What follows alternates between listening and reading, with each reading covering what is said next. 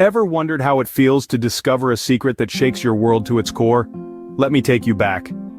The year was 2010, the glow of a computer screen, the hum of a late-night conversation. That's how I met her, my wife.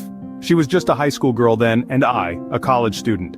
We were worlds apart, separated by miles of digital highway, but somehow, we found each other.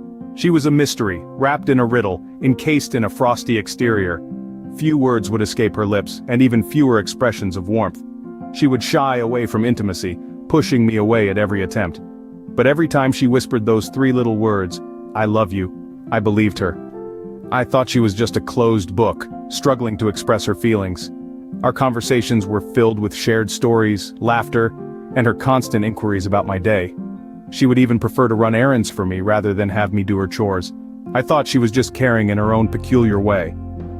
Then, along came Diego, a 35-year-old man who was her older brother's best friend, now her self-proclaimed soul brother. He started spending more and more time at our house, especially when I was at work. Something about this didn't sit right with me. I feared that he was making unwelcome advances on her, and she was too timid to refuse. So, I did what any concerned husband would do. I checked her phone. What I found was beyond my worst nightmares. There were countless messages of explicit roleplay with animated characters. It was as if they were kids playing with dolls, only in a twisted, perverse way. I even heard them discussing these roleplays over the phone. It was hard to stomach. To top it all off, her sister revealed that my wife loved to enact these roles with dolls in real life. So, there I was, staring at my wife's phone, reading messages that no husband should ever have to read. The feeling of betrayal is like a punch to the gut, but what do you do when the betrayal comes from the one you trust the most? The explicit messages on my wife's phone were a chilling revelation. They were sexual role plays, but they had a disturbingly childlike tone. It was as if two kids were playing house, but with a perverse twist. It was her and Diego, her self-proclaimed big brother, engaging in these unsettling exchanges.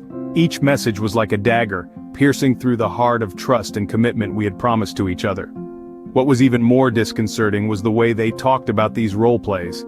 It was as if they were discussing a game of dolls, innocent and playful, oblivious to the sinister undertones. Their conversations were light and flippant, a stark contrast to the gravity of their actions. It was a grotesque mockery of the sanctity of our relationship. And then, there were the dolls. My wife had always had an unusual fascination with them, but it was her sister's revelation that unveiled another layer of this twisted tale. She told me that my wife used these dolls to mirror real-life situations.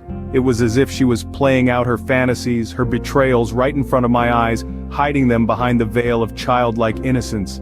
Each doll had a role, a part in the grand spectacle of her deceit. And I, oblivious to it all, was a mere spectator, watching the performance unfold, unaware of the real-life drama it reflected. The more I delved into the abyss of her betrayal, the more I felt like I was living in a twisted nightmare.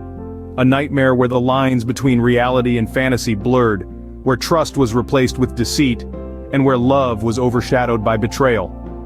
It was as if I was living in a twisted nightmare, one that I couldn't wake up from. When faced with a dilemma, what's the best course of action? Confront the one who broke your trust, or the one who aided in the betrayal? It's a question that's been haunting me since I discovered the unthinkable. My mind is a whirlwind of confusion and disbelief. The woman I thought I knew so well, living a double life right under my nose. And Diego, her supposed brother, playing along in this twisted game. Every beat of my heart echoes with a resounding why. Why did she do it? Why him? Why not confide in me? The trust we built over the years shattered into a million pieces, and I'm left to pick up each one, still sharp with the sting of betrayal. I'm torn, unsure of who to confront first. My wife, the love of my life, or Diego, her accomplice in this deceit. So here I am, caught in a web of lies